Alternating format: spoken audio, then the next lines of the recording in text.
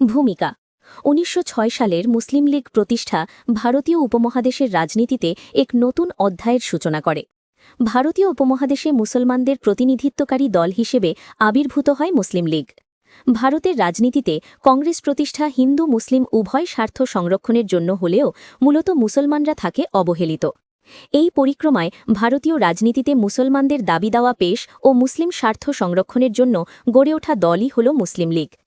মুসলিম লীগ গঠনের উদ্দেশ্য ১৯০৬ সালের ৩০ ডিসেম্বর মুসলিম লীগ প্রতিষ্ঠার ৩টি লক্ষ্য ও উদ্দেশ্য ঘোষণা করেন স্যার সলিমুল্লাহ। এই ৩টি লক্ষ্য ও উদ্দেশ্য হল: ১. সরকারের প্রতি আনুগত্য।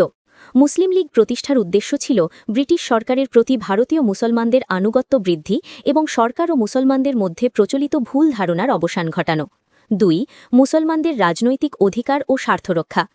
ভারতে মুসলমানদের রাজনৈতিক অধিকার ও স্বার্থরক্ষা এবং তাদের অভাব অভিযোগ ও আশা আকাঙ্ক্ষার কথা সরকারের কাছে তুলে ধরা। ৩.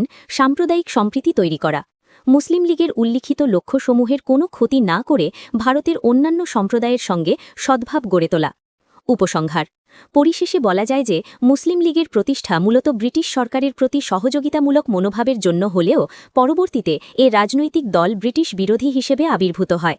মুসলমানদের নানা দাবি দাওয়া তুলে ধরার মাধ্যমে এটি ধীরে ধীরে একটি ব্যাপক গণতান্ত্রিক দল হিসেবে আত্মপ্রকাশ করে।